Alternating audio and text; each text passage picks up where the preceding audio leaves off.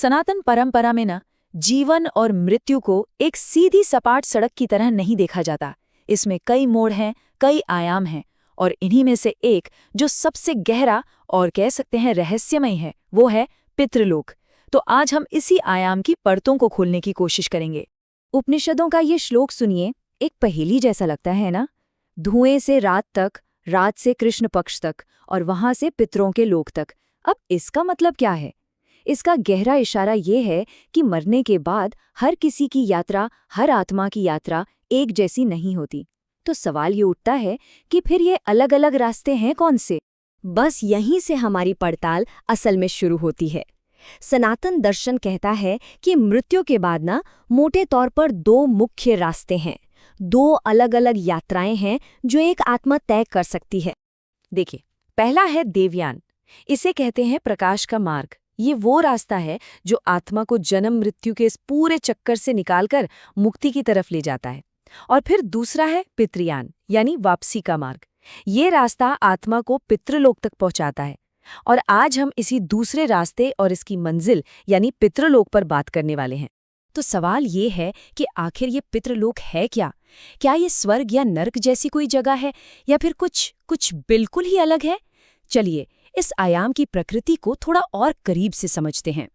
देखिए, पितृलोक को स्वर्ग या नर्क समझना ना एक बहुत बड़ी गलती होगी। ये असल में एक सूक्ष्म, एक इंटरमीडिएट आयाम है।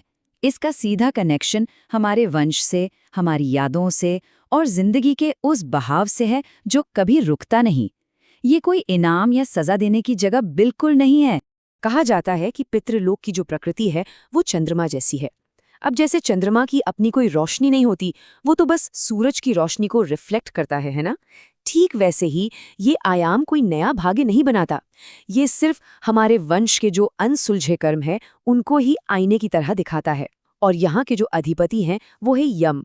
लेकिन वो कोई सजा देने वाले जज नहीं है, बल्कि वो व्यवस्था और जिम्मेदारी के रखवाले हैं। तो ये एक तरह से आत्मा के हिसाब किताब की जगह है, सजा की नहीं। अच्छा, अब आते हैं इस पूरे कॉन्सेप्ट के सबसे गहरे हिस्से पर। देखिए, पितृलोक को समझना सिर्फ मौत के बाद की कहानी नहीं है। ये तो हमारे आज के जीवन को देखने का नजरिया ही बदल देता है। सनातन दृष्टि ये कहती है कि कोई भी जिंदगी अचानक से शुरू नहीं हो जाती।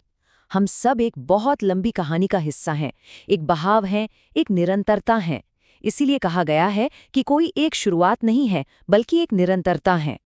और ये जो विरासत है ना, ये सिर्फ खून या जेनेटिक्स की नहीं है। हमें अपने पूर्वजों से सिर्फ शक्लो सूरत ही नहीं मिलती, हमें उनकी आदतें मिलती हैं, उनके वो डर मिलते हैं जो कभी कहे नहीं गए, उनके आवेग, यहाँ तक कि उनकी अधूरी इच्छाएं और कहानियां भी विरासत में मिलती हैं। और ये सब हमारे अंदर एक अदृश्य नदी की तरह बहता रहता है, चाहे हम इसे पहचाने या ना पहचाने। और पता है, यहीं पर ये जो प्राचीन ज्ञान है, ये आज के दौर में एकदम प्रासंगिक हो जाता है। जो बात हजारों साल पहले कही गई थी, आज का विज्ञान उसके लिए नई भाषा और नए सबूत खोज रहा है। चलिए देखते हैं कि ये दोनों चीजें आपस में जुड़ती कैसे हैं। इस पूरी विरासत को, इस मनोवैज्ञानिक और कर्म के इस बोझ को सनातन धर्म ने एक नाम दिया है, पितृकर्म। मतलब वो कर्म जो हमें अपने पितरों से, अपने पूर्वजों से मिलता है। आज का विज्ञान इसी चीज को अलग अलग नामों से जानता है।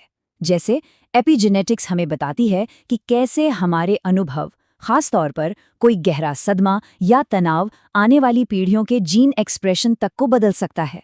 साइकोलॉजी में इंटरजेनरेशनल ट्रॉमा की बात होती है, मतलब एक दर्द जो एक पीढ़ी से दूसरी पीढ़ी में साइकोलॉजिकली ट्रांसफर होता है।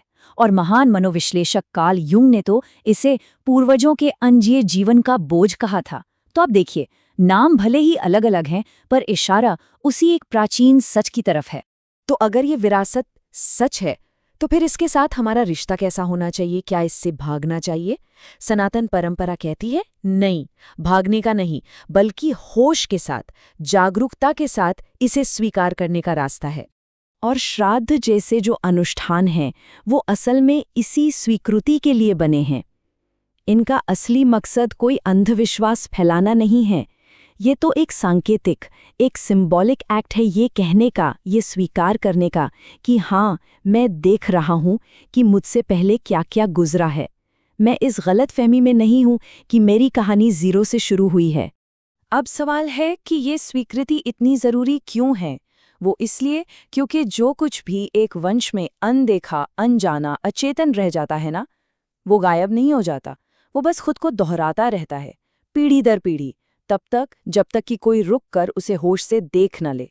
लेकिन तो क्या इसका मतलब ये है कि हम सब अपने अतीत के कैदी हैं, जो हमें मिला बस उसी को ढोते रहना है? बिल्कुल नहीं। और यहीं पर सनातन दृष्टि एक बहुत गहरी उम्मीद और हमारी अपनी व्यक्तिगत जिम्मेदारी का रास्ता दिखाती है। ये परंपरा ये नहीं कहती कि कोई अपने पूर्वजों के कर्मों में फंसा हुआ है, बल्कि ये कहती है कि हर इंसान उस चेन में, उस श्रृंखला में एक ऐसा पॉइंट है जहां पहली बार जागरूकता, अवेयरनेस दाखिल हो सकती है। जब कोई एक इंसान उसे मिले दर्द को आगे पास ऑन करने से इनकार कर देता है ना, तो कुछ बहुत पुराना, बहुत गहरा ठीक होना शुरू हो जाता है। तो असली सवाल ये नहीं है कि पितृलोक बादलों के पार कहीं है या नहीं है। असली सवाल ये है, क्या कोई उस बोझ को महसूस कर सकता है जिसे वो उठाए घूम रहा है? और क्या उसमें इतनी हिम्मत है कि वो उस बोझ को अगली पीढ़ी को थमाने के बजाय उसे बदल दे? पितृलोक को समझना असल में अतीत से डरना नहीं है, बल्कि भविष्य के लिए जिम्मेदारी उठाना है। क्योंकि जो कोई भी अपने अंदर की गांठों को, अपनी उलझनों को सुलझा लेता है ना, तो उसका फायदा सिर्फ उसी तक नहीं रहता। ये उन लोगों के लिए एक आशीर्वाद बन जाता है जो उसके बाद आने वाले हैं।